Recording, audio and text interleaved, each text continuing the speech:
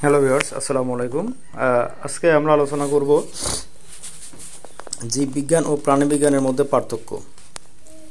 তো প্রথমে যেটা পড়ব সেটা 1 নম্বর হলো কি জীববিজ্ঞান। জীববিজ্ঞানের একটি শাখা যেখানে জীব ও জীবন সংক্রান্ত বিষয় নিয়ে গবেষণা করা হয় এবং জীবের গঠন, জীবের বৃদ্ধি, জীবের বিবর্তন, শ্রেণীবিন্যাস এগুলো নিয়ে আলোচনা করা হয়। তো আধুনিক জীববিজ্ঞান খুব বিস্তৃত একটি ক্ষেত্র যেটির অনেক শাখা এবং উপশাখা রয়েছে। এগুলো কি আধুনিক জীববিজ্ঞান। অন্যদিকে জীববিদ্যা বা জীববিজ্ঞান যে শাখায় প্রাণীর বিষয়ে সম্যক আলোচনা ও বিভিন্ন তথ্য পরিবেশিত হয় তাকে প্রাণীবিজ্ঞান বা প্রাণীবিদ্যা বলে। আচ্ছা, এটা গেল আমাদের 1 নম্বর পার্থক্য। 2 নম্বর পার্থক্য যদি আমরা বলি, জীববিজ্ঞান প্রাণীদের অধ্যয়ন করার বিজ্ঞান। জীববিজ্ঞান সব জীবগুলি অধ্যয়ন করার বিজ্ঞান।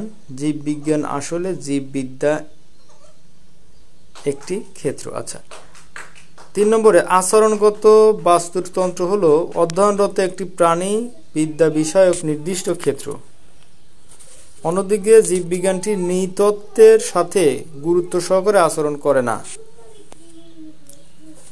জীববিদ্যা প্রাকৃতিক বিজ্ঞানগুলির সবচেয়ে চিত্তাকর্ষক ক্ষেত্রের মধ্যে এটি প্রাণী, উদ্ভিদ, জীবাণু এবং অন্যান্য জৈবিকভাবে গুরুত্বপূর্ণ বিষয়গুলির সাথে সম্পর্কিত। অন্যদিকে জীববিজ্ঞান প্রাণীদের সম্পর্কে অধ্যয়নরত।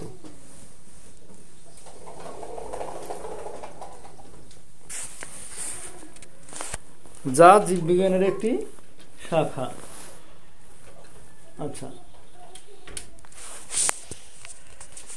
তাহলে 4 নম্বর কি বলবো, জীববিদ্যা প্রাকৃতিক বিজ্ঞানের সবচেয়ে চিত্তাকর্ষক ক্ষেত্রে এটি একটি প্রাণী, উদ্ভিদ, জীবাণু এবং অন্যান্য জৈবিকভাবে গুরুত্বপূর্ণ বিষয়গুলির সাথে সম্পর্কিত। অন্যদিকে প্রাণীবিজ্ঞান প্রাণীদের সম্পর্কে অধ্যয়নরত বিজ্ঞান, যা জীববিজ্ঞানের একটি শাখা।